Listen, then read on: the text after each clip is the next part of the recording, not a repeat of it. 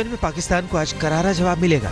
आज विदेश मंत्री सुषमा स्वराज शाम 7:30 बजे न्यूयॉर्क में भाषण देंगी। अपने भाषण में वो पाकिस्तान के प्रधानमंत्री नवाज शरीफ के हर उस आरोप का जवाब देंगी जो उन्होंने भारत पर लगाए थे। सुषमा के साथ विदेश राज्य मंत्री एमजे अकबर और तमाम आला अधिकारी मौजूद रहेंगे। किसी ने भी पाकिस्तान का जो नजरिया था उसके समर्थन नहीं किया, और हम जो टेररिज्म के ऊपर बात कर रहे हैं उसका सब समर्थन। सुषमा स्वराज की स्पीच पर आज सबकी नजर होगी। पाकिस्तान को अंतर्राष्ट्रीय स्तर पर अलग थलग करना अब भारत के एजेंडे में है और इस दिशा में पहला कदम यूएन जनरल असेंबली में उठाया जाएगा। विदेश मंत्री सुषमा स्वराज की ओर से कश्मीर को लेकर पाकिस्तान के तमाम आरोपों का करारा जवाब देने की भी तैयारी है। हो सकता है कि भारत यूएन में पाकिस्तान के खिलाफ वो पुख्ता सबूत पेश करे जो हमलों की जांच के दौरान सुरक्षा एजेंसियों के हाथ लगे हैं। पीएम मोदी ने आज जल संसाधन और विदेश मंत्रालय के अधिकारियों की बैठक बुलाई है।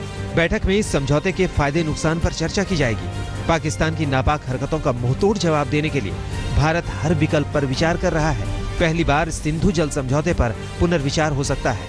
1960 में भारत पाकिस्तान के बीच सिंधु जल समझौता हुआ था। सिंधु नदी पर ही पाकिस्तान की सिंचाई व्यवस्था और खेती टिकी है, इसीलिए सिंधु नदी को पाकिस्तान की जीवन रेखा भी कहा जाता है।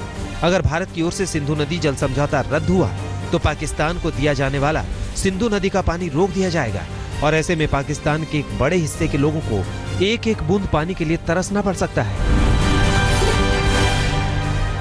फिल्म निर्माता करण जौहर ने कहा है कि उरी में आतंकी हमले में शहीद जवानों के लिए उन्हें गहरा दुख है। वो इस घटना के खिलाफ देश का गुस्सा समझ सकते हैं, लेकिन पाकिस्तानी कलाकारों का बहिष्कार और उन पर रोक लगाना आतंकवाद का हल नहीं है। करण का बयान राज ठाकरे की पार्टी एमएनएस की उस धमकी के बाद आया है जिसमें पार्टी ने पाकिस्तानी कलाकारों फवाद खान और महिरा खान आदि को भारत छोड़ने को कहा है।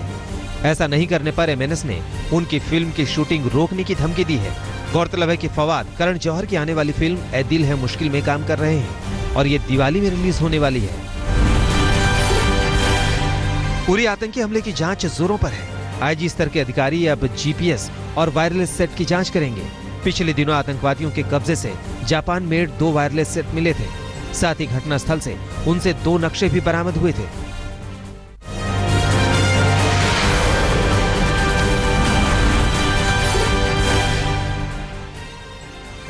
आज यूपी के सीएम अखिलेश यादव कैबिनेट का विस्तार करेंगे। गायत्री प्रजापति समेत 3 लोगों का मंत्रिमंडल में शामिल किया जाना तय है। अखिलेश सरकार का ये 8वां कैबिनेट विस्तार होगा। कहा जा रहा है कि पिछले कुछ दिनों से पार्टी के भीतर चल रहे खींचतान की वजह से मंत्रिमंडल विस्तार रुका हुआ था, लेकिन अब लगभग सहमति बन गई है।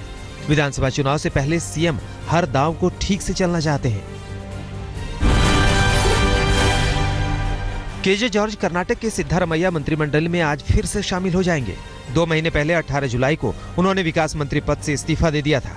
एक पुलिस अधिकारी की आत्महत्या के मामले में अपने खिलाफ केस दर्ज होने के बाद उन्होंने इस्तीफा दिया था। आरजेडी के बाहुबली नेता शहाबुद्दीन को पटना हाईकोर्ट से मिली जमानत को चुनौती देने वाली याचिका पर सुप्रीम कोर्ट में आज सुनवाई होगी।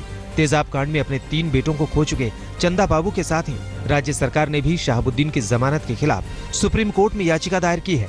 सुप्रीम कोर्ट अगर हाईकोर्ट के आदेश को पलटते हुए शहाबुद्दीन को फिर से जेल भेजने का आदेश देता है तो सीवान में कानून व्यवस्था पर बुरा असर पड़ सकता है। गुजरात के चर्चित इशरत जहां मुठभेड़ मामले में गृह मंत्रालय से गायब हुए दस्तावेजों को लेकर पुलिस सक्रिय हो गई है। गृह मंत्रालय की शिकायत पर संसद मार्ग थाना पुलिस ने अज्ञात लोगों के खिलाफ एफआईआर दर्ज कर ली है। अवर सचिव ने गृह मंत्रालय से कराई गई विभागीय जांच के बाद पुलिस में शिकायत दी है। विभागीय जांच रिपोर्ट में कहा गया है कि मंत्रालय से इशरत से जुड़े दस्तावेज कैसे, क्यों और किन परिस्थितियों में गायब हुए या उन्हें निकाला गया, ये जांच का विषय है।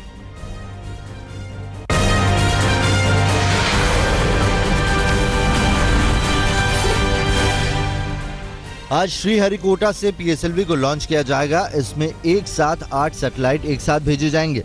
इसमें 3 भारत के, 3 अल्जीरिया के और 1 कनाडा और 1 यूएस के सैटेलाइट शामिल हैं। इसके तहत एक रॉकेट के जरिए कई सैटेलाइट 2 कक्षाओं में एक साथ भेजे जाएंगे। इस सैटेलाइट के जरिए समुद्र और मौसम की जानकारी ली जा सकेगी। PSLV C35 SCATSAT-1 satellite launch ISRO का अब तक का सबसे चैलेंजिंग मिशन होगा। आंध्र प्रदेश और तेलंगाना में भारी बारिश और बाढ़ से तबाही मची हुई है। बारिश के चलते अब तक 25 लोगों की मौत हो चुकी है। मौसम विभाग का कहना है कि अगले 48 घंटे में और बारिश की आशंका है। भारी बारिश के चलते निचले इलाकों में पानी भरने का खतरा है। प्रभावित इलाके में सेना की ओर से राहत अभियान चलाया जा रहा है। लंदन से दिल्ली आ रही एयर इंडिया की फ्लाइट AI-112 लंदन में ही फंस गई है। फ्लाइट को बीती रात कैंसिल कर दिया गया। बदले में यात्रियों के लिए कोई वैकल्पिक व्यवस्था नहीं की गई। यात्रियों में कई बुजुर्ग और बच्चे फंसे रहे। एयर इंडिया की ओर से कोई कर्मचारी मौके पर भी नहीं आया। दिल्ली में राष्ट्रीय स्वच्छता अभियान की दूसरी सालगिरह पर स्वच्छता सप्ताह मनाया जाएगा। नाम होगा इंडोसैन, यानी इंडिया सैनिटेशन का संक्षिप्त रूप। 2 अक्टूबर तक देश के अलग अलग हिस्सों में एक साथ साफ सफाई अभियान फिर से चलेंगे। बेहतरीन प्रदर्शन करने वाले राज्यों, शहरों और संस्थाओं को सम्मानित भी किया जाएगा। 30 सितंबर को विज्ञान भवन में होने वाले विशेष कार्यक्रम। उरी आतंकी हमले के बाद आतंकियों को करारा जवाब देने के लिए भारत और अमेरिका के जाबाज तैयार है। रानीखेत में दोनों देशों के सैनिक साझा सैन्य अभ्यास कर रहे हैं। इसके तहत सैनिक खास तौर पर जंगल और पहाड़ पर दुश्मनों से निपटने के गुर का अभ्यास कर रहे हैं। इस अभ्यास का कार्यक्रम कुछ इस तरह से तैयार किया गया है कि दोनों देशों के जवान एक दूसरे के संगठन, हथियारों, उपकरणों और सामरिक अभ्यास से परिचित हो जाएं।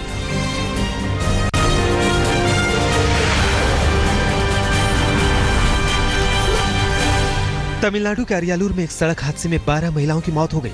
21 महिलाएं अंतिम संस्कार के बाद एक वैन में लौट रही थी। रास्ते में वैन की टक्कर सीमेंट भरी लॉरी से हो गई। आमने सामने हुई इस टक्कर में 12 महिलाओं की मौके पर ही मौत हो गई। हादसे में 9 महिलाएं गंभीर रूप से घायल हुई हैं।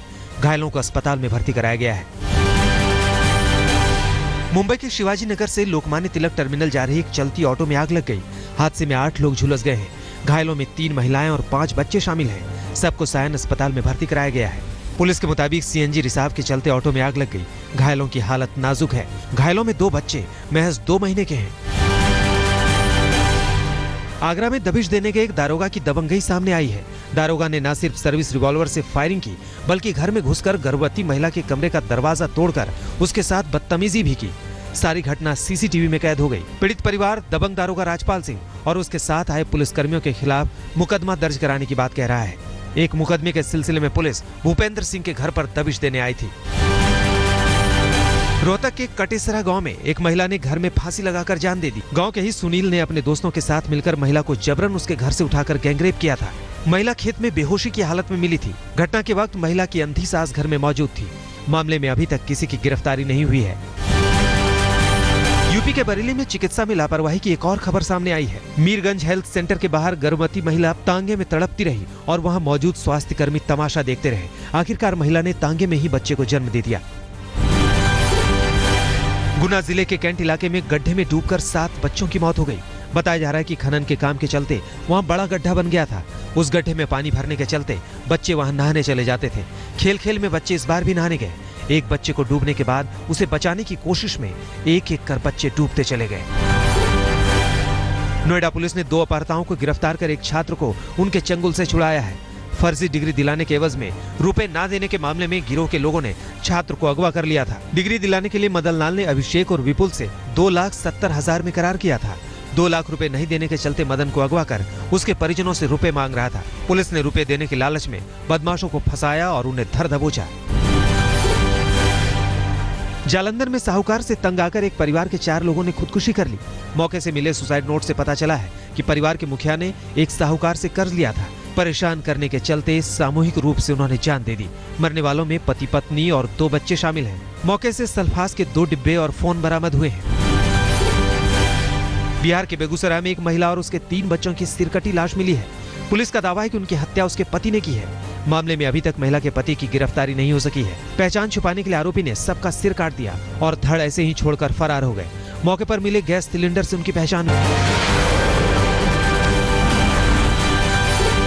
भारत 500वें टेस्ट में जीत से महज 6 विकेट दूर है। भारत ने कानपुर टेस्ट में अपनी दूसरी पारी में 5 विकेट पर 377 रन पर समाप्त